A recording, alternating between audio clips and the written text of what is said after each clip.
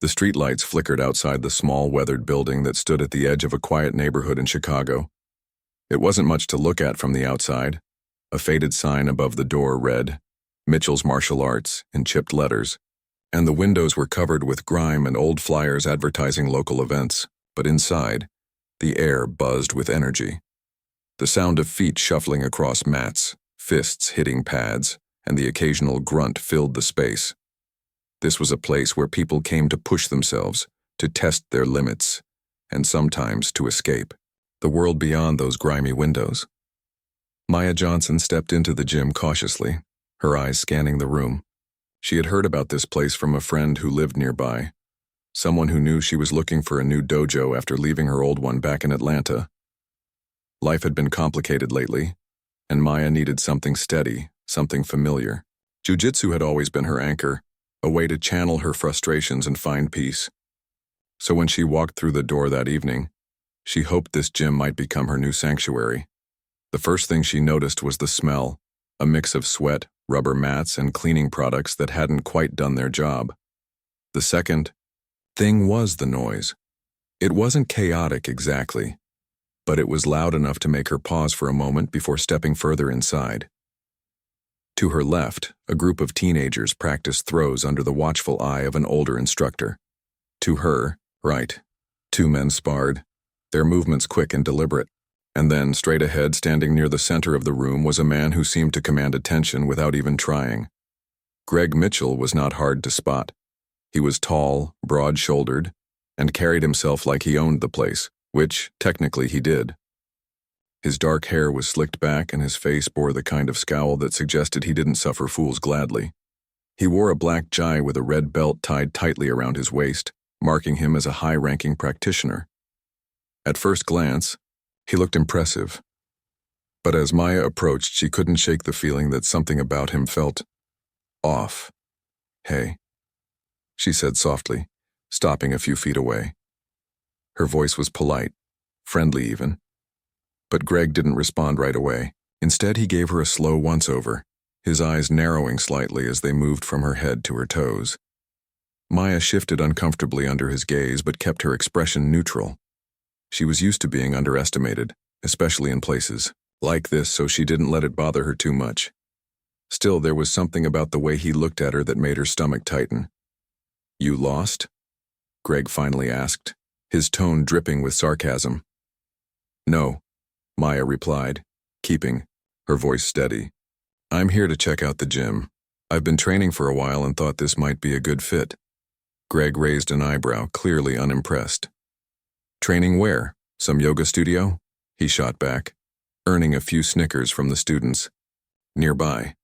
They quickly fell silent when they saw the look on Maya's face, though. She wasn't angry, not yet anyway, but there was a sharpness in her eyes that told them she wasn't going to take his nonsense lying down. "I trained at Jackson's dojo in Atlanta," she said calmly. "Maybe you've heard of it?" Greg shrugged, pretending not to care, though the name rang a bell. Jackson's dojo was well respected, known for producing some of the best fighters in the country. If Maya really had come from there, she probably wasn't a beginner. But Greg wasn't about to admit that. Instead, he leaned back against the wall, crossing his arms over his chest as if daring her to prove herself. "Well, this isn't Atlanta," he said dismissively. "And honestly, I don't think this is the kind of place you'd fit in." Maya blinked, taken aback by his bluntness. She had expected some resistance, maybe even a little skepticism, but this felt different. There was a weight to his words, a subtle cruelty that went beyond simple doubt. She glanced around the room, noticing how some of the students avoided meeting her gaze. Others exchanged awkward looks, unsure whether to laugh or intervene. No one said anything, though, which only made the tension worse.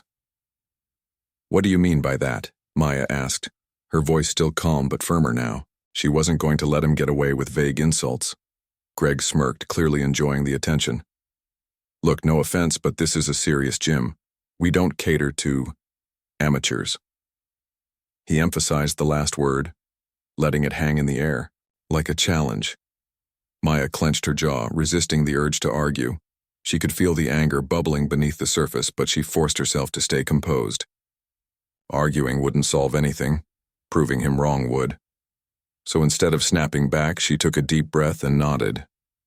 "Okay," she said simply. "If you say so. But I'd like to see for myself. Can I join the class?" Greg hesitated, for a moment, clearly caught off guard by her persistence. For a second, it almost looked like he might relent. Then his smirk returned, wider this time, and he shook his head. "Fine," he said, his tone mocking. "But don't come crying to me when you can't keep up. You'll regret wasting your time here." Maya didn't respond. She just turned and headed toward the changing room, her mind racing. She had dealt with coaches like Greg before. Arrogant, close-minded, and convinced they were better than everyone else. But there was something uniquely infuriating about the way he dismissed her outright, without even giving her a chance. She knew she could hold her own, both physically and mentally, but convincing him of that wouldn't be easy. As she changed into her GI, Maya reminded herself why she was here. This wasn't about proving anything to Greg or anyone else. It was about finding a place where she could train, grow, and maybe even inspire others along the way. If Greg wanted to underestimate her, fine, let him, because sooner or later he'd realize just how wrong he was. And when that happened, Maya planned to be ready. The class had started, and Maya moved quietly to the edge of the mat, trying to blend in with the other students.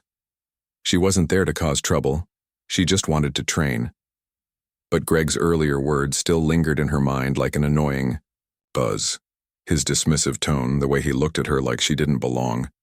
It all felt personal, even though she knew it shouldn't be. Still, she reminded herself why she was here. To focus on her craft, not to let someone else's negativity derail her. Greg, however, seemed intent on making things difficult. As he led the warm-up exercises, his eyes kept darting toward Maya. He barked out instructions louder than necessary, glancing at her every few seconds as if waiting for her to mess up. When no one stumbled during the stretches or drills, he grew visibly frustrated. It was subtle, but Maya noticed. She could see the irritation brewing behind his forced smile, the way his jaw tightened whenever she matched the pace of the group effortlessly.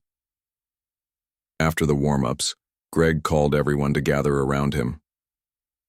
"All right, listen up," he said, clapping his hands together. "We're going to do some light sparring today. Nothing too serious, just a chance for everyone to practice their skills." He paused, scanning the room until his gaze landed on Maya. "And since we have a guest here tonight, maybe we'll give her a shot." Maya raised an eyebrow but didn't say anything. She stepped forward slightly, ready to volunteer if needed. But before she could speak, Greg continued, his voice dripping with sarcasm. "Why, don't you pair up with me?" he suggested, gesturing dramatically to himself. "That way I can show you what real jiu-jitsu looks like." The comment drew a few nervous chuckles from the students nearby, but most remained silent, sensing the tension building between the two. Maya didn't rise to the bait. Instead, she gave him a small, polite nod and replied, "Sure, sounds good." Greg blinked, clearly surprised by how quickly she agreed. He had expected hesitation, maybe even fear, but Maya's calm demeanor threw him off balance. For a moment, he faltered, unsure how to respond. Then, regaining his composure, he plastered on a cocky grin and motioned for her to follow him to the center of the mat. As they faced each other, Greg took a moment to size her up again. To anyone watching, it might have seemed like he was simply preparing for the match, but Maya knew better. His lingering stares, the slight curl of his lip, it was all part of his game. He wanted to intimidate her, to make her doubt herself before they even began. But Maya refused to play along. She focused on her breathing, visualizing the movements she would use once the match started. She didn't need to prove anything to him, not yet. But she also wasn't about to back down. "All right, folks," Greg announced loudly, addressing the rest of the class. "Watch closely, this won't take long." He turned back to Maya, his smirk widening. "I'm not going to go easy on you, sweetheart. Don't say I didn't warn you." Maya rolled her eyes inwardly but kept her expression neutral. "Understood," she said simply. One of the students stepped forward to act as the referee. holding up a hand to signal the start of the match. The room fell silent except for the faint hum of the fluorescent lights overhead. Everyone watched intently, curious to see how this would unfold. Some leaned closer, eager to witness what they assumed would be a quick victory for Greg. Others exchanged uneasy glances, wondering if they were about to see something ugly happen. When the ref dropped his hand, Greg lunged forward immediately, aiming to overpower Maya right away. He charged with brute force, relying on his size and strength to dominate her. But Maya was ready. She sidestepped smoothly, letting his momentum carry him past her.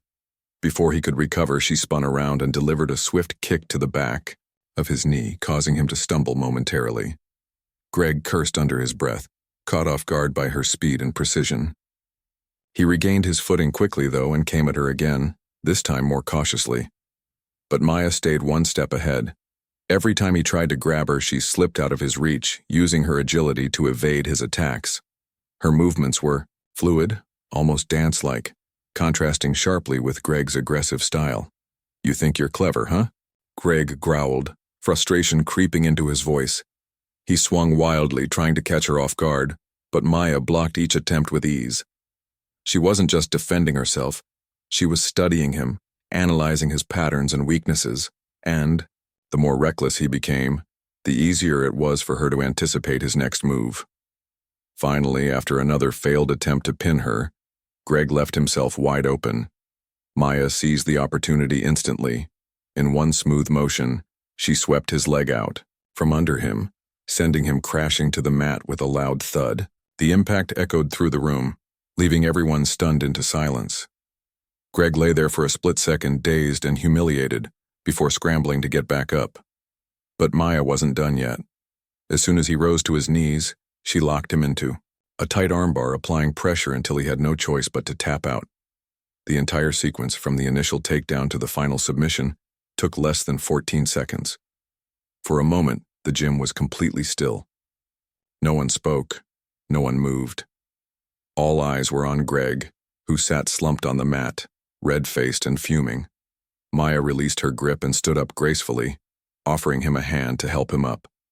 Greg ignored it, pushing himself to his feet unsteadily. His pride was wounded, and it showed in the way he avoided looking at her, or anyone else in the room. "Well," Maya said evenly, breaking the silence. "I guess that's that." Her words hung in the air, punctuating the awkwardness of the situation. Some of the students exchanged glances, unsure whether to clap or stay quiet. Eventually, one brave soul started clapping softly, followed by another, and then another. Soon the whole room erupted into applause, though it was hesitant at first. Maya bowed her head slightly in acknowledgement, then turned and walked off the mat, leaving Greg standing alone in the center of the room. As she headed toward the sidelines, Maya felt a mix of emotions swirling inside her. Satisfaction, yes, but also sadness. She hadn't come here to humiliate anyone. She just wanted to train. Yet Greg's behavior had forced her hand, and now the damage was done. She hoped he would learn something from this experience, though deep down, she wasn't sure he would. Some people never changed, no matter how many lessons life threw their way. Meanwhile, Greg retreated to his office, slamming the door shut behind him. He paced back and forth, muttering angrily to himself. How could this have happened? He was supposed to be the best, the undefeated champion of his own gym, and yet in front of everyone he had been beaten, embarrassingly so, by someone he had dismissed as unworthy. The thought burned in his chest, fueling his anger and shame. Outside the office, the students slowly returned to their training, though the mood had shifted. They couldn't stop talking about what had just happened, replaying the match in their minds and marveling at Maya's skill. Word spread quickly, and by the end of the night, the story of the mysterious newcomer who defeated their arrogant coach in 14 seconds was already making its way onto social media. People debated whether it was true, whether Greg deserved, what happened, and whether Maya would ever come back to the gym. For Maya, though, none of that mattered. She grabbed her bag and headed for the exit, feeling both drained and exhilarated. She had made her point, shown exactly what she was capable of. Whether Greg learned anything from it remained to be seen. But as she stepped out into the cool, Chicago night, Maya felt a sense of peace wash over her.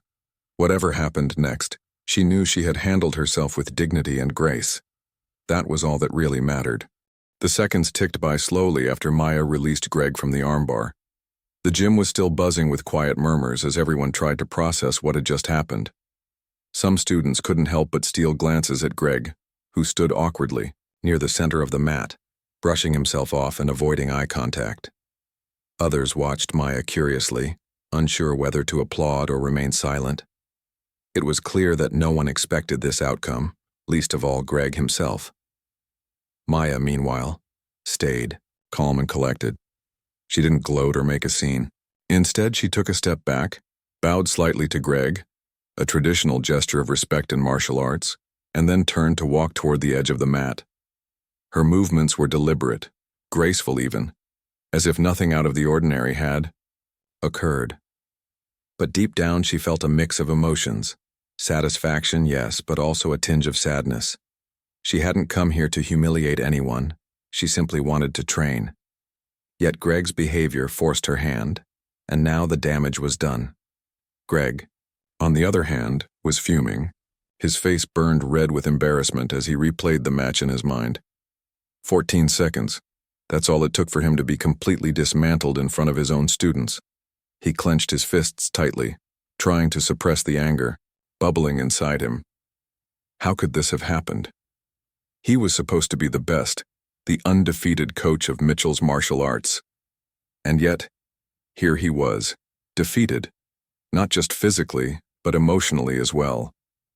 Unable to bear the weight of his humiliation any longer, Greg stormed off the mat without another word. He marched straight into his office, slamming the door shut behind him so hard that the walls shook. Inside, he paced back and forth, muttering under his breath about how unfair the situation was. She got lucky, he told himself over and over again, though deep down, he knew better. There was nothing lucky about the way Maya moved, the precision of her technique, or the ease with which she countered every single one of his attacks. She was good, better than him in fact, and that realization stung more than anything else. Back in the gym, the atmosphere remained tense. The students whispered among themselves, speculating about what might happen next. Would Greg kick Maya out of the gym? Would he demand a rematch? Or would he double down on his earlier insults, blaming his loss on some external factor rather than admitting defeat? No one knew for sure, but they all agreed on one thing. The dynamic between Greg and Maya had shifted forever. As the whispers continued, Maya sat quietly on a bench near the wall, sipping water from a bottle. She wasn't paying much attention to the chatter around her. Instead, she focused on calming her breathing and reflecting on the match. She didn't regret challenging Greg. It was necessary. But she did wonder if it would have been possible to handle the situation differently. Maybe there was a way to teach him a lesson without making him look so foolish in front of his students. Still, she reminded herself that actions spoke louder than words. Sometimes, you had to show people the truth instead of telling them. After several minutes of silence, Greg finally emerged from his office. His face was pale now, the fiery redness replaced by a cold, distant expression.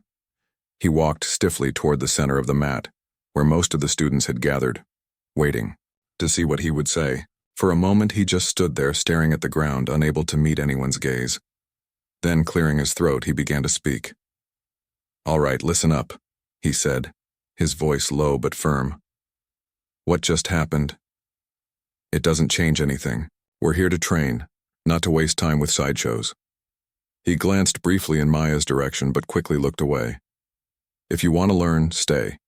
If not, leave." His words hung heavy in the air, met with mixed reactions. Some students nodded obediently, eager to get back to their training. Others exchanged skeptical glances, wondering if Greg truly believed what he was saying. Either way, the class resumed shortly afterward, though the energy in the room was noticeably different. Everyone seemed distracted, their minds still replaying the events of the match. Maya decided to stick around for the rest of the session, partly out of curiosity and partly because she genuinely wanted to see what else the gym had to offer. She paired up with another student, a young man named Ryan, for some light sparring drills. Unlike Greg, Ryan was friendly and respectful, complimenting Maya's technique and asking thoughtful questions about her approach. They trained together for nearly half an hour, during which time Maya realized that not everyone at Mitchell's martial arts shared Greg's toxic attitude. There were good people here too, people who genuinely cared about learning and improving. By the end of the evening, the initial tension had eased somewhat. As the students packed up their gear and prepared to leave, a few of them approached Maya to introduce themselves properly. One girl, a teenager named Lisa, shyly thanked her for standing up to Greg. "He's always been like that," Lisa admitted. "I didn't think anyone would ever call him out." Maya smiled warmly at the girl. "Sometimes people need a wake-up call," she said gently. "But don't let his negativity discourage you. Keep practicing, and you'll get better every day." Lisa nodded, looking inspired, and hurried off to join her friends. Watching her go, Maya felt a small sense of accomplishment. Maybe defeating Greg wasn't just about teaching him a lesson. It was also about inspiring others to believe in themselves. When the gym finally emptied out, Maya lingered for a few extra minutes, tidying up her belongings and taking one last look around the space. Despite everything that had happened, she found herself feeling hopeful. This place had potential, even if its current leader didn't seem willing to admit it.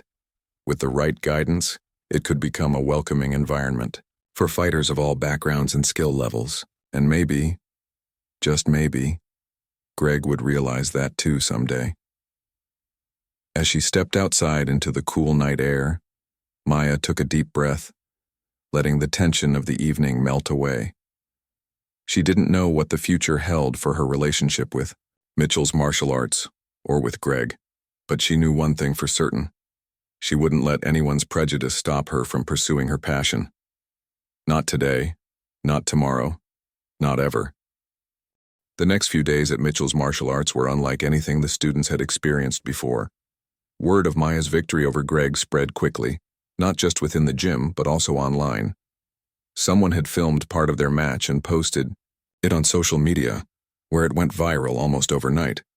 Comments poured in from all over the country, some praising Maya's skill and others criticizing Greg's behavior. The attention brought both curiosity and controversy, and soon new faces began showing up at the gym, eager to see what all the fuss was about. For Greg, however, life became increasingly difficult. The video didn't just expose his arrogance. It highlighted his inability to handle defeat gracefully. Many of his longtime students started questioning his leadership, while others quietly stopped coming altogether. Some left because they disagreed with his attitude, while others felt uncomfortable being associated with someone who had been publicly humiliated. By the end of the week, the gym, which had already been struggling financially, was emptier than ever. Greg tried to ignore the changes at first, pretending everything was fine, but as more students disappeared and fewer newcomers signed up, reality began to sink in. Late one evening, after everyone had gone home, he sat alone on a bench near the center of the mat, staring at the ground. His mind raced with thoughts of failure, regret, and anger. For years, he had prided himself on being the best, the authority figure everyone looked up to. Now he couldn't even command respect from his own students. As he sat there, replaying the events of that fateful night in his head, something occurred to him.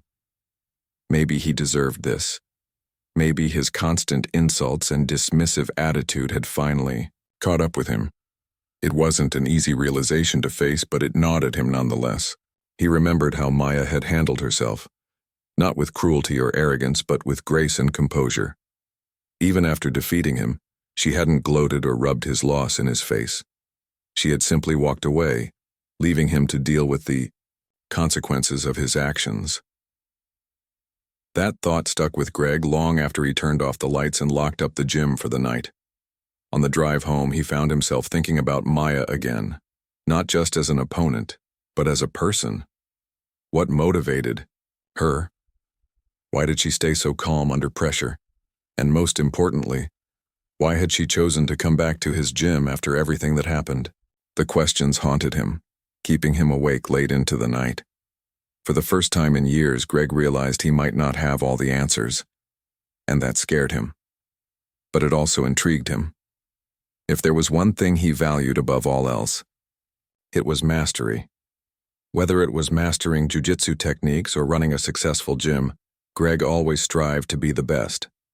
Yet now, faced with the possibility that he wasn't as skilled or as wise as he thought, he felt compelled to learn more. The following morning, Greg arrived at the gym earlier than usual. He spent hours cleaning the space, organizing equipment, and fixing things that had been neglected for months. When the first students trickled in, they were surprised to see him working so hard. "What's going on?" one of them asked cautiously. "Just doing my job," Greg replied gruffly, though his tone lacked its usual edge. Later that afternoon, something unexpected happened. Maya returned. She walked in calmly, carrying her gym bag and wearing the same blue guy she'd worn during their match. At first, Greg froze, unsure how to react. Should he say something? Apologize? Pretend nothing had happened? Before he could decide, Maya approached him directly, her expression neutral but not unfriendly. "I wanted to talk to you," she said simply, stopping a few feet away. Greg swallowed hard, feeling a mix of anxiety and relief. "Okay," he muttered, gesturing for her to follow him into his office. Once inside, he closed the door behind them and leaned against the desk, arms crossed defensively. "What do you want?" Maya studied him for a moment before speaking. "I'm not here to make things worse," she began. "But I think we need to address what happened, not just between us, but with your students too." Greg frowned, bracing himself for criticism. "Go on." "You're a talented fighter," Maya continued, surprising him. "Anyone can see that. But talent isn't enough. Respect matters too. How you treat people, how you lead by example. Right now, your gym is suffering because of the way you've been acting, and if you don't change, it'll only get worse." Her words stung, but they also resonated deeply. Greg knew she was right, even if he hated admitting it. "So what am I supposed to do?" he asked gruffly. Maya hesitated, choosing her next words carefully. "Start by listening to your students. Ask them what they need instead of assuming. You know best. Be humble when you teach, and remember that no one has all the answers, not even you. And maybe, stop judging people based on stereotypes." Greg stared at her, his defenses crumbling piece by piece. He wanted to argue, to deny her accusations, but he couldn't. Everything she said rang true, cutting through the layers of pride and denial he'd built around himself. After a long pause, he nodded slowly. "All right," he said, his voice quieter now. "I'll try." Maya smiled faintly, sensing the sincerity in his response. "Good, because you have potential.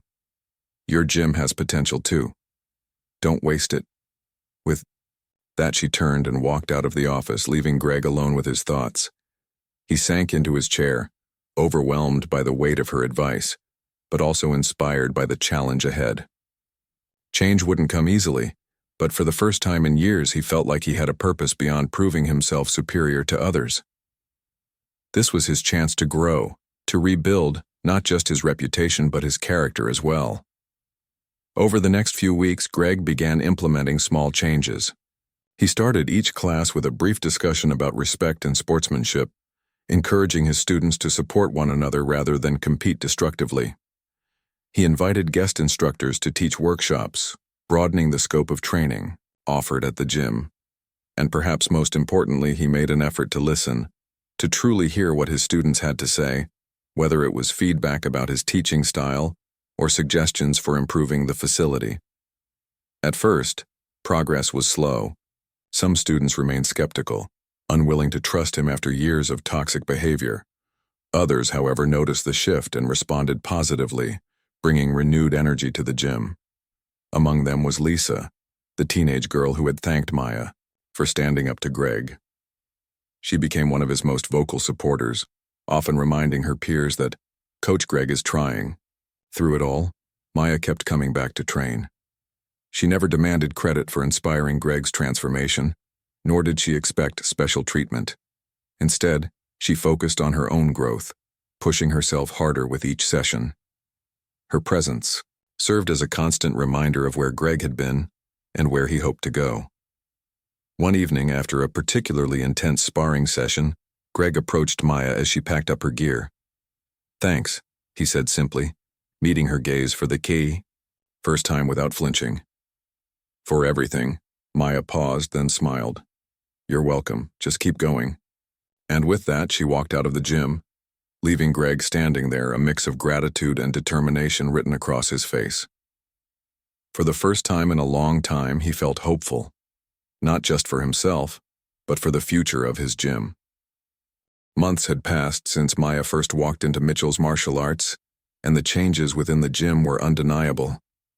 What was once a tense, unwelcoming space had transformed into a vibrant community where people of all backgrounds came together to train and grow. Greg's efforts to rebuild trust hadn't gone unnoticed, and while some still harbored doubts about his sincerity, many were willing to give him another chance. Slowly but surely, the gym began to regain its footing, and much of that progress was thanks to Maya. Maya had officially joined the gym after witnessing Greg's genuine attempts to change. She wasn't naive enough to think he was perfect, far from it, but she saw potential in him and in the students who looked up to him. Her decision to stay wasn't just about supporting Greg, it was also about creating a place where everyone could thrive. Over time, she became more than just a member of the gym. She became a mentor, someone others turned to for guidance both on and off the mat. One evening, as the sun dipped below the horizon and cast a golden glow through the gym's windows, Maya stood at the center of the mat demonstrating a complicated submission hold. A group of students gathered around her, watching closely as she broke down the technique step by step. "It's not about strength," she explained, her voice calm and clear. "It's about timing and precision. Let your opponent's momentum work against them." Among the students was Greg, who observed silently from the back of the group. He no longer dominated every class or demanded attention like he used to. Instead, he took a step back, allowing others, like Maya, to lead when appropriate. It was a subtle shift, but one that spoke volumes about how far he'd come. Occasionally, he chimed in with questions or suggestions, always careful to frame them respectfully. When Maya finished her demonstration, she glanced over at him briefly, meeting his gaze with a small nod of acknowledgement. After the lesson, Greg approached Maya as she sipped water near the edge of the mat. "That was great," he said sincerely. "You're really good at explaining things." "Thanks," Maya replied with a smile. "I've had good teachers." Greg hesitated for a moment before speaking again. "Listen, I wanted to ask you something.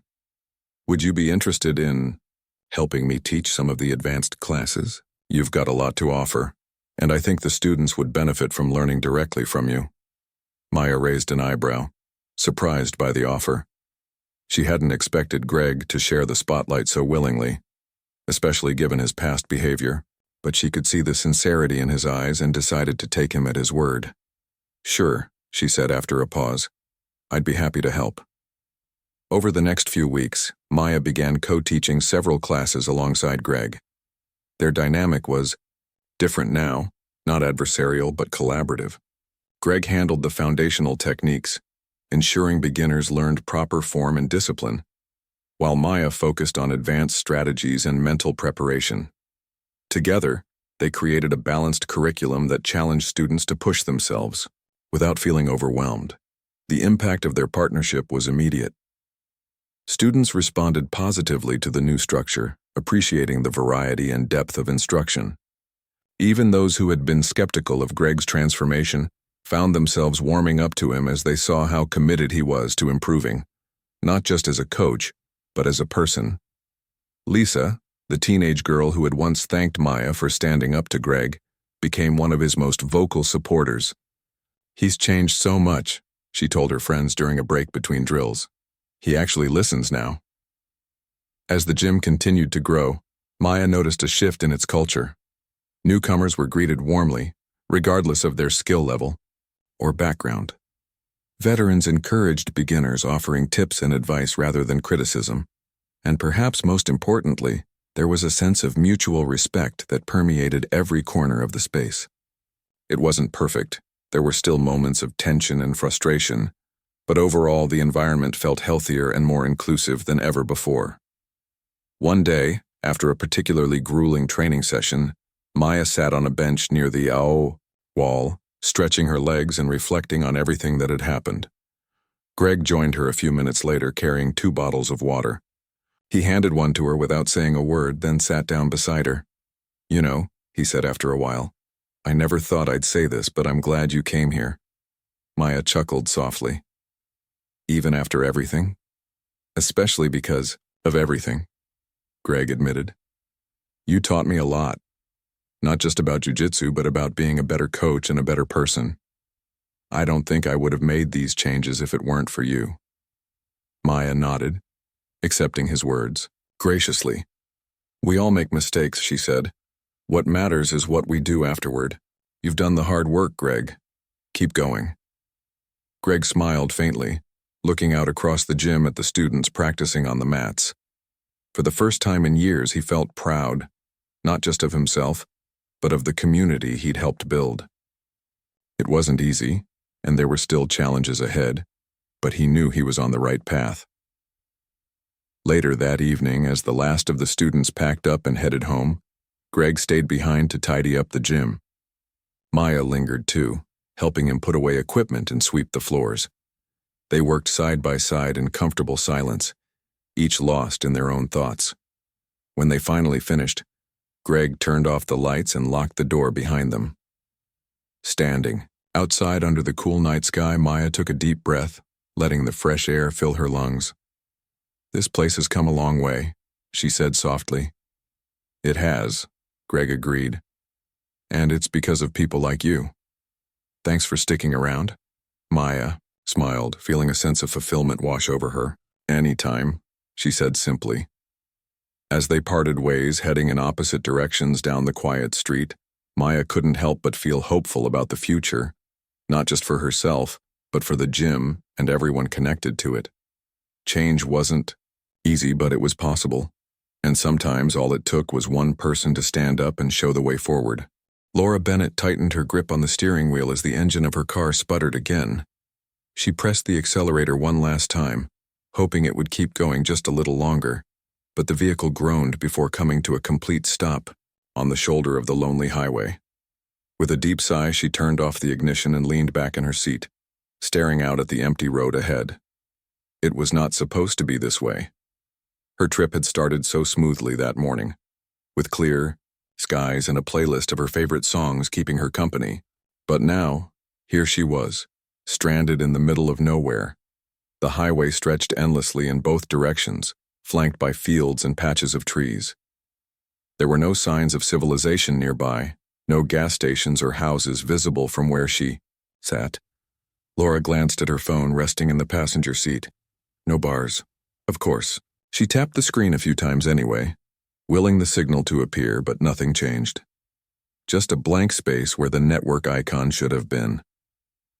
A wave of frustration washed over her, followed quickly by a pang of unease. Nightfall was approaching, and being stuck here alone didn't feel safe. She got out of the car, grabbing her jacket from the back seat to shield herself from the cool evening breeze. Standing beside the vehicle, she popped the hood and peered inside. Though, she barely knew what she was looking at. Wires, hoses, and metal parts formed a confusing mess under the hood. All she could tell was that something wasn't right. Steam curled lazily upward, confirming her suspicion that the engine was overheated. Laura closed the hood with a soft thud and crossed her arms, scanning the horizon for any sign of help. For a moment, she considered walking. Maybe there was a town or a service station somewhere down the road. But how far? And what if she missed someone driving past while she was gone? She decided against it, opting instead to stay put and hope for the best. As the minutes ticked by, the silence around her grew heavier. The only sounds were the occasional rustle of leaves in the wind and the distant hum of insects. Laura felt increasingly uneasy, her mind conjuring images of every horror movie she'd ever seen about people stranded on deserted roads. Just when her anxiety began to spiral, headlights appeared in the distance. At first, they were faint pinpricks of light, barely noticeable against the darkening landscape. but as they drew closer, their glow became brighter, more reassuring. Laura squinted, trying to make out the shape of the approaching vehicle. It turned out to be a beat-up old tow truck, its paint chipped and faded but functional enough to offer some semblance of salvation. The truck slowed to a stop behind her car, and a man stepped out. He wore a worn leather jacket over a plain t-shirt, paired with jeans and scuffed boots. His hands were calloused, evidence of years spent working with tools, and his face bore the rugged lines of someone who spent most of his days outdoors. Despite his rough appearance, his smile was warm and inviting. "Looks like you're having some trouble," he said, his voice calm and friendly. Laura nodded, grateful for the interruption to her solitude. "Yeah, I don't know much about cars, but I think it's the engine. It just stopped working." He extended his hand. "Name's Jake Miller. I run a small garage not too far from here. Let me take a look." Relieved, Laura shook his hand. "Thanks so much. I'm Laura, by the way." Jake grabbed a flashlight from the cab of his truck and walked over to her car. He lifted the hood again, shining the light over the engine compartment. After a few moments of inspection, he frowned slightly. "It looks like your alternator gave out. That's why the car died. Don't worry, though, I can fix it. I've got a spare part back at my shop." Laura exhaled sharply, feeling a weight lift off her shoulders. "That's great news. How far is your shop?" "Not far," Jake replied. "About 10 minutes from here. If you're okay with it, we can tow your car there and get it sorted." She hesitated for a brief second, weighing her options. Being towed to a random mechanics shop in the middle of nowhere wasn't exactly ideal, but staying here alone until morning seemed even worse. Besides, Jake seemed trustworthy enough. "Okay, that works," she said finally. Jake nodded and went to hook up the tow cable. As he worked, Laura climbed into the passenger seat of the tow truck, pulling her jacket tighter around herself. The interior smelled faintly of oil and coffee, a mix that somehow made her feel oddly comforted. Jake hopped into the driver's seat a moment later, starting the engine with a low rumble. "You must travel this road a lot," Laura remarked as they pulled away, her car trailing behind them on the tow cable. "Yeah, I do," Jake replied. "It's pretty quiet most of the time, but I've seen my share of breakdowns out here. Folks don't always realize how tricky this stretch can be." They drove in companionable silence for a while, the rhythmic hum of the truck's engine filling the air. Outside, the last rays of sunlight painted the sky in shades of orange and purple. Laura watched the scenery pass by, her thoughts drifting between gratitude for Jake's timely arrival and lingering curiosity about what lay ahead. Eventually, they turned off the main highway onto a narrow dirt road lined with tall trees. The further they went, the darker it became, the canopy above blocking out what remained of the daylight. Laura couldn't shake the feeling that they were heading deep into the wilderness, far removed from any trace of civilization. Still, Jake seemed unfazed, navigating the route with practiced ease. After several minutes, the trees thinned out, revealing a small clearing dominated by a weathered building. A faded sign above the entrance read, "Miller's Auto Repair," in peeling letters. Jake parked the truck and hopped out, motioning for Laura to follow him. "This is it," he said with a grin. "Not much to look at, but it gets the job done." Laura smiled weakly, stepping inside. The shop was cluttered yet organized, with shelves stacked high with tools and spare parts. Faint fluorescent lights buzzed overhead, casting a pale glow over everything. Despite its modest appearance, the place radiated a certain charm, a testament to years of hard work and dedication. Jake immediately set to work, retrieving the necessary tools and preparing to install the new alternator. Laura hovered nearby, unsure of whether to offer assistance or simply stay out of the way. Eventually, she settled on perching on a stool near the corner, watching Jake move with practiced efficiency. As he worked, Laura found herself studying the room more closely. There were oddities scattered throughout the space, blueprints pinned to the walls, sketches of design she couldn't quite understand, and strange contraptions half hidden beneath tarps. Something about the setup intrigued her, though she couldn't put her finger on why. For now, she pushed the thought aside, focusing instead on the steady rhythm of Jake's movements and the comforting knowledge that her problem was nearly solved.